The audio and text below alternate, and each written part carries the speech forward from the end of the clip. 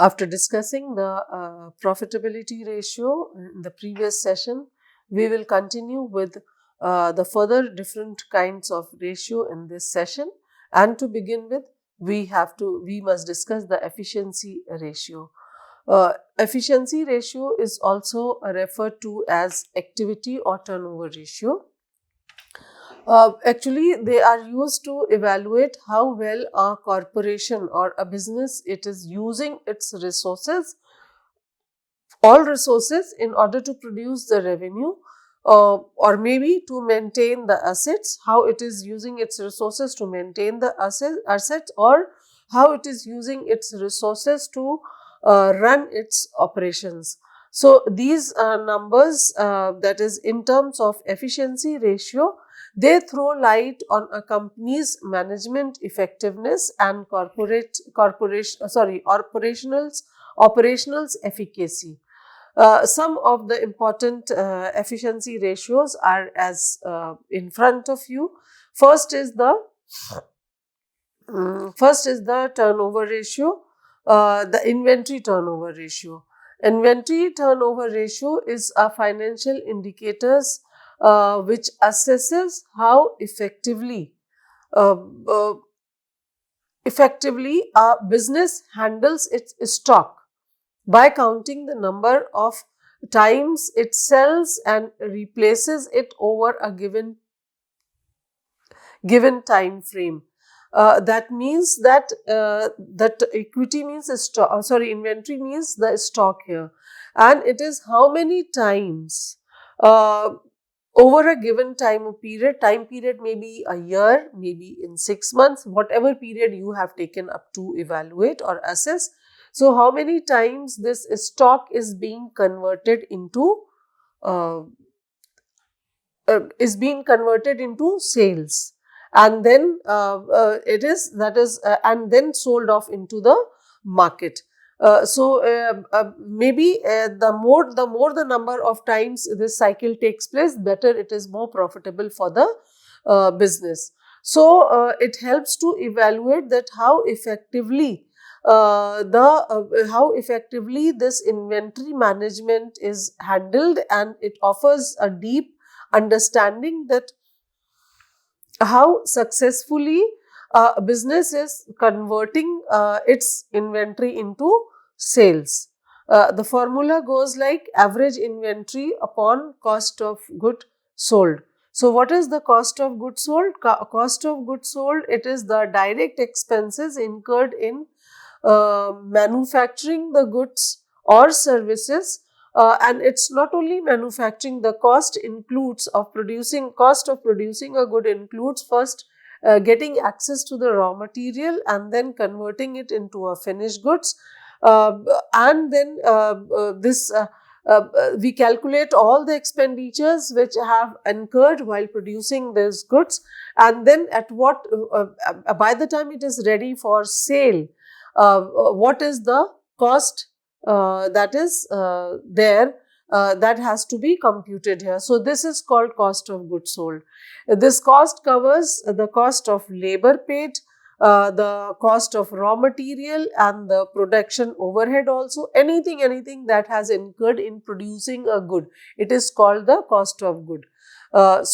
And the average, this is one part of the formula, that is cost of goods sold, and the other is average inventory. The average value of company's inventory over certain given period of time, it is known as average inventory. What do? We take up the figure, that is the stock, at the beginning of the of certain period, and at the end, the stock at the end. That means maybe opening a stock plus closing a stock, that is added together, and then we divide it by 2 to get the average figure. It can be for the whole year, it may be for any quarter that has been picked up, and we have to specifically compute for that period of time only. So that is your average value. This is how we get the average inventory, value of inventory, and cost of goods sold. The inventory turnover ratio, it qualifies the rate, or it tells us the rate at which the business sells off its stock and replaces it. This means that Yeah, suppose we take one financial year, it takes maybe 1 month to produce the good, and it takes another 1 week to sell it off into the market. And once it is sold, we get the money back in order to buy back all the resources, that is labor and uh, raw material, in order to produce the good, another lot of good. And then this cycle should be, and again this produced goods has to be sold into the market. So we have to find out that in 1 year how many times this cycle can take place. So here, in general, better inventory management is indicated by a greater turnover ratio. Obviously, that means the more the number of times we can produce and sell and reproduce and resell and reproduce, and the better it is. So the inventory turnover ratio, it can be interpreted using the following main points, or the things can be assessed in the way. For example, we can say, take that if there is high inventory turnover will signify that the business is selling and restocking its stock fast, which is generally regarded as a very positive sign, because it lowers the possibility of having uh, too much, or even maybe too much or too low of inventory or stock. Because that it signifies that whatever is produced is sold. There is no overstocking or outstocking of inventory.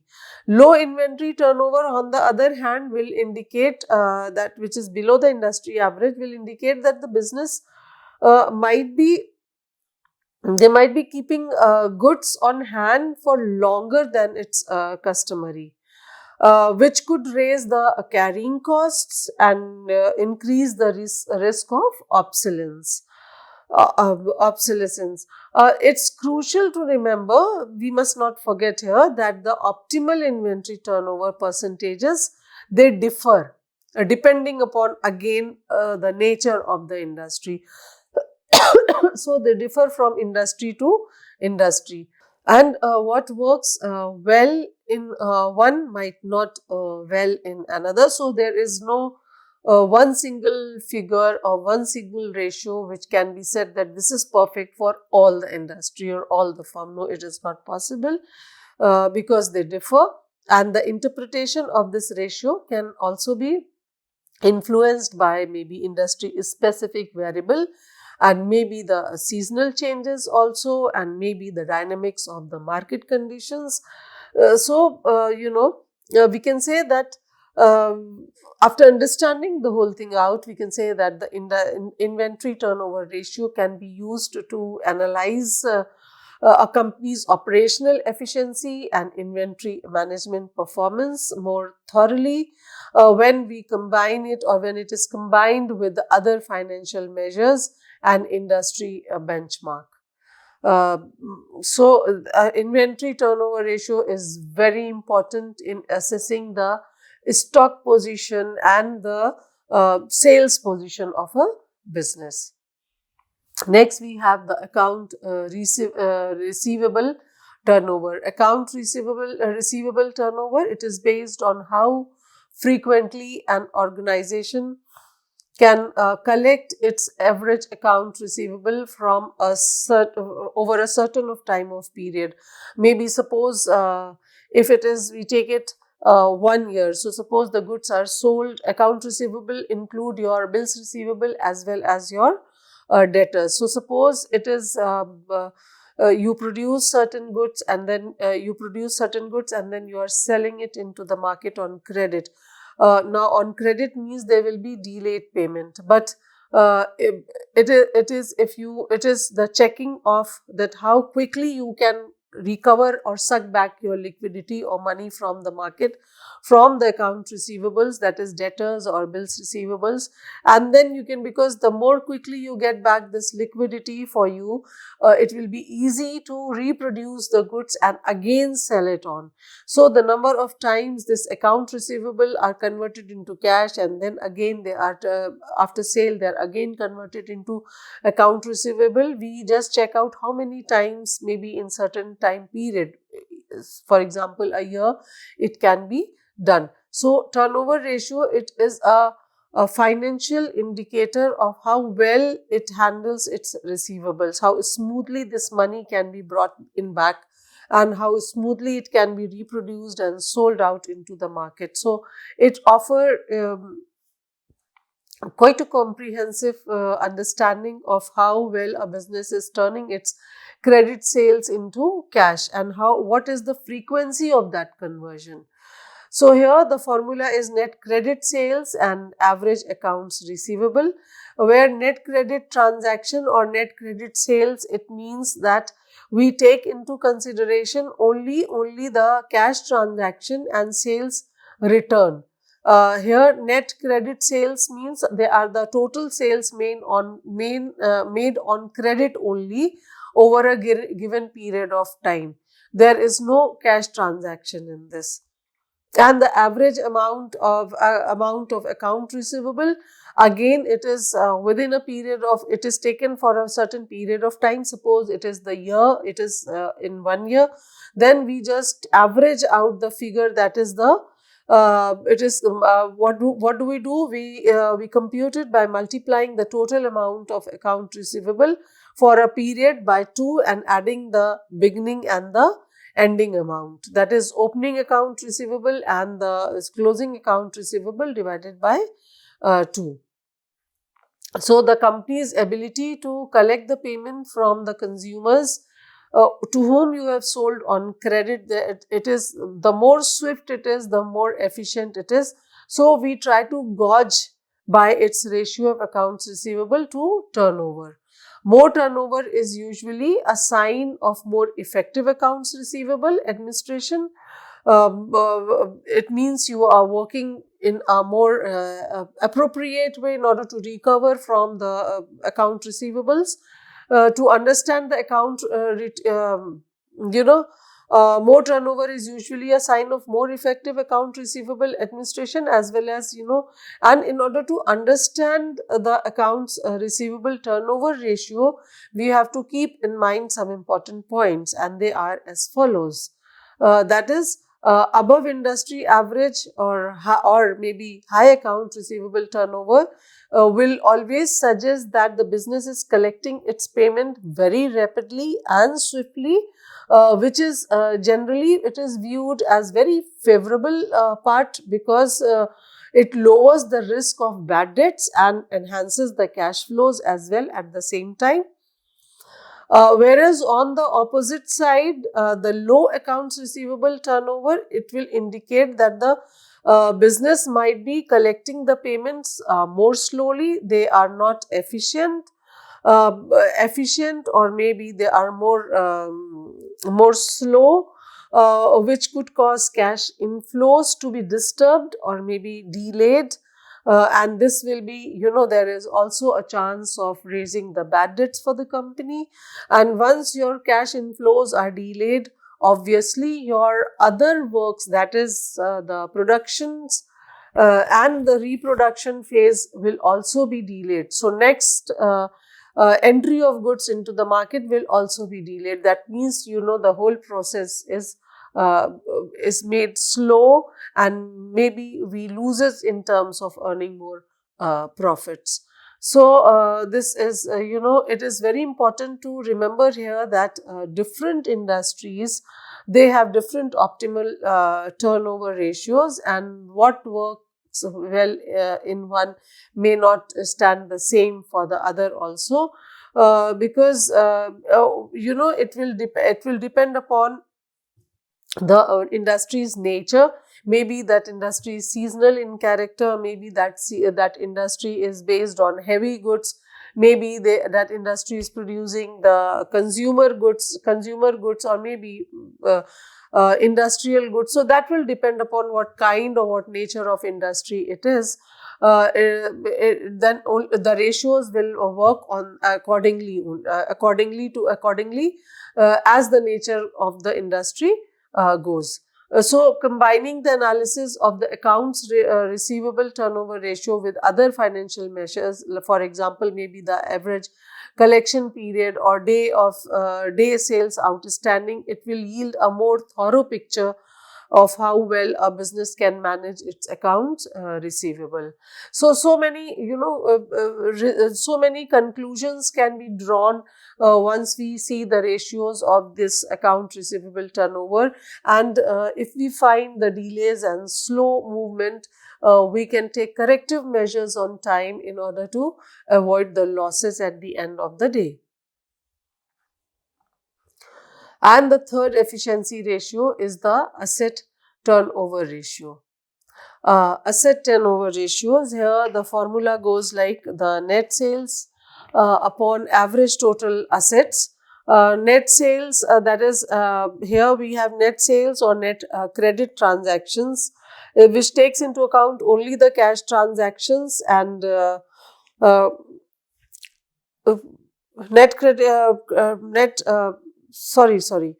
net credit transactions, that is, we take into account only the cash transaction and the sales returns. And net credit sales are the total sales made only and only on credit over a given period of time. So the average and the average amount of businesses accounts receivable during a given time frame is also known as its accounts receivables. We just average out the figure, and it reflects that what is a company's ability to collect payment from the consumers. So here the asset turnover ratios, they explain us that how the assets uh, can be. So next we have the solvency ratio. These ratios, the solvency ratios, they evaluate companies' capacity to pay long-term debts and carry on with business activities. That is, paying off the long-term debts and at the same time continuing with the other business activities. So the company's total solvency, leverage, and the financial structures are all shown by these measurements. Some of the solvency ratios are as follows. The first one is the debt to equity ratio. This leverage ratio actually expresses the percentage of company's total debt to its equity, which is held by the shareholders. The equity is the ownership fund, and the debt is the money taken on loan, maybe through debenture holders or maybe any other sources. So it offers the information about the financial structure of a business. That is, including total structure of the business means how much money has been used by taking loan, and how much money is raised through the share capital, or how much money is available with the owner's equity. So here we have to, it includes the not only the structure, this ratio does not tell only about the structure of the finance, but also the amount of financial leverage and the degree to which a business depends on debt to it funds its operation. Because here, suppose the formula, let us first understand the formula here, that is the shareholders' equity to total debt. What is total debt? Total debt is the company's total short-term and long-term debt obligations, maybe in debentures, maybe bank loan, maybe anything which is which is a debt for the company. So all completely they are taken as a total debt. Then maybe bonds, loans, and other types of debts are included here. Then we have the shareholders' equity, that is, following the deduction of obligations. Shareholders' equity, it is the remaining interest in the company's asset. It consists of additional paid in capital, retained earning, and the common stock. That is, whatever money belongs to the owner, how much money has been invested by the owner. So debt to equity ratio, it shows how much financial leverage is there in the capital structure of a business. That is, suppose maybe in contrast to a lower ratio, which denotes the lower reliance or little reliance on debt financing, what a higher debt ratio reflects a higher level of debt relative to the in relation to the equity. Higher means there is more debts in comparison to equity. So debt to equity ratio can be understood maybe some with the help of some important considerations. We can say that a high debt to equity ratio will mean that the company is more financially risky because the component of debt is more than the component of own capital. So it is more risky because debt makes up a sizable amount of its funding. Uh, I think greater leverage can improve the returns, but it also raises the possibility of financial troubles. Low debt, on the other hand, low debt to equity ratio, it indicates that the business is less dependent on debt funding. That means it is less dependent on outsiders, which reduces the financial risk. So, on the other hand, abnormally, maybe low ratios could be a sign of underuse of debt, and therefore lost chances of therefore there are lost chances to leverage the returns. So it's very important to remember that different industries have different ideal debt to equity ratios, and what works well in one might not work well in another, because uh, each organization has its unique identity with unique circumstances and unique design, unique methodology, and therefore it's difficult that you compare it one industry to another. But yes, if it is, the firms within the industry can be taken as a benchmark, and then ratios may be computed accordingly. When a company's debt to equity ratio is examined with other financial measures like return on equity and maybe interest coverage ratio, then a more thorough picture of its capital structure and the financial risk can be obtained. So, this was debt to equity ratio. Now we come down to interest coverage ratio. That is another financial indicator which is called the interest coverage ratio. It actually assesses a company's capacity to interest, as the word is telling us that it assesses the company's capacity to pay the interest on its existing debts. So we evaluate the company's debt servicing capacity, which is very important for determining the financial risk, since it offers the valuable data. The formula is as interest expenses upon earning before interest and taxes, that is EBIT. So first let us understand the component of the formula, which is first let us understand what is earning before interest and taxes, or EBIT. It is actually the operating profits of a business before we distribute out the interest and taxes, or before we subtract out the interest and taxes from the profit. So it is a gauge of how profitable a business is from its main line of business.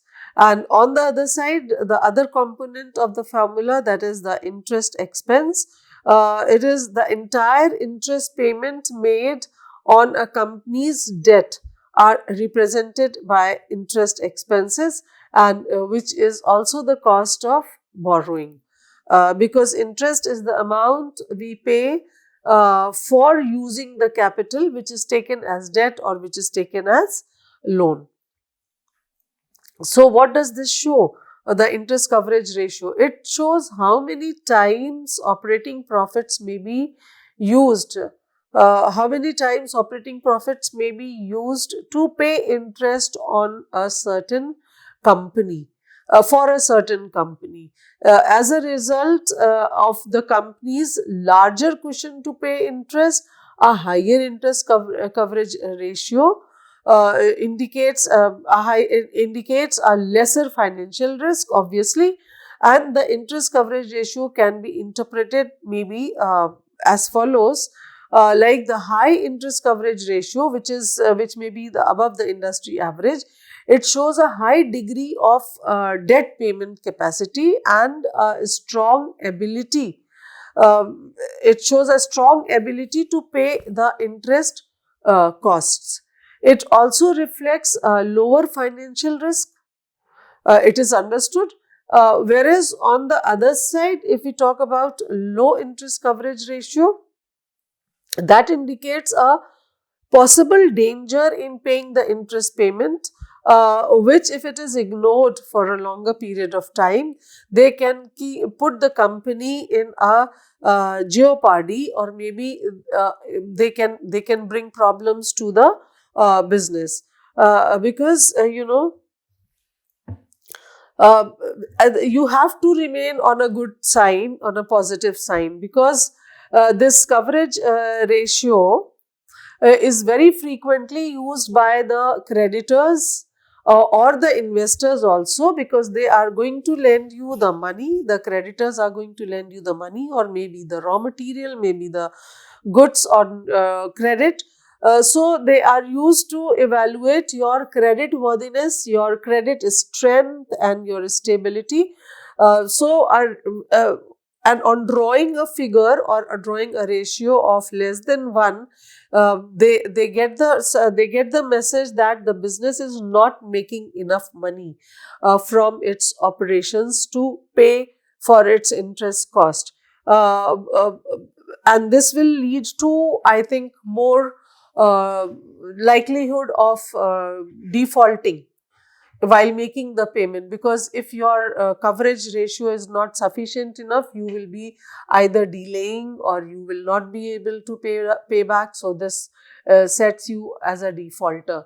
So it's very crucial to remember that different industries, at here point, that we cannot have one ideal interest coverage ratio. Different industries will have a different, depending upon their nature, and maybe because they vary in so many aspects from one another, and therefore a variation in the interest coverage ratio over the time might reveal the information about the risk profile and the financial standing on the business at the same time.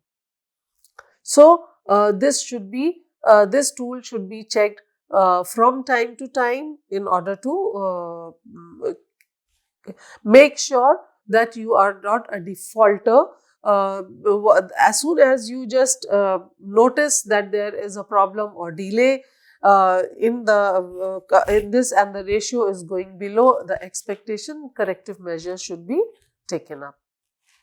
Next is price to earning ratio. A popular next is price to earning ratio, that is PE ratio. A very popular financial indicator that contrasts a company's current stock price with its earning per share is the price to earning ratio, or PE ratio, or what we also call PE ratio. So here this valuation ratio sheds light on how the market assesses the stock price of a business in relation to its earning. The formula is market price per share upon earning per share, EPS. So what is market price per share? It is as we see that if it is established by the stock market, it is the current market value of one share of the company's stock. And earning per share, EPS, it is the number of outstanding shares of a corporation, which is to be divided by its net income in order to get the or determine the EPS. So it stands for the percentage of earnings allotted to each outstanding shares of the corporation. So investors use this, the investors or those who are interested in buying the shares of the company, they use PE ratio in order to evaluate the stock's comparative value, and they also compare it to the stock of other firms in the same industry. And on the basis of this, they conclude whether the industry is in a good position or not. So there are some essential essential ideas for understanding the PE ratio. We can say that a high PE ratio will suggest that the investors have high hopes for the company's future growth. They have high expectations from the companies and high companies' returns maybe, and they are willing to pay a premium for its earnings.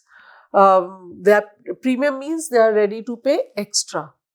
So it might also point to an overpriced stock, though maybe because if there is more and more demand and more confidence in that, then the rate goes beyond expectation. So maybe there is it is overpriced sometime, it's possible.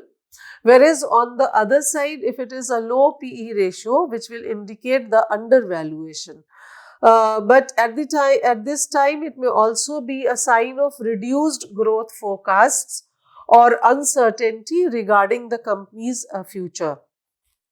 So, for maybe more insightful analysis, it is very critical to take into account the industry context and evaluate the PE ratio in comparison to its peers. Peers means similar firms which are existing in that industry. And in addition to this, the PE ratio should be used in conjunction with other financial indicators and qualitative considerations, as it does not reveal a company's potential for growth. So,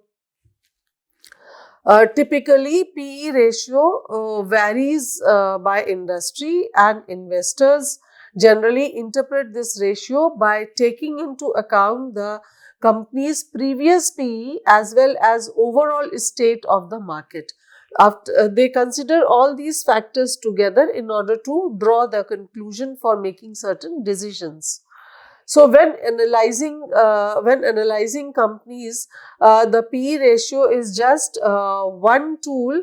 The PE ratio is just one tool among many that should be utilized in conjunction with other fundamental and technical research techniques. So with this, we close this session now. We will continue further with the other solvency ratio in the next sessions. Thank you.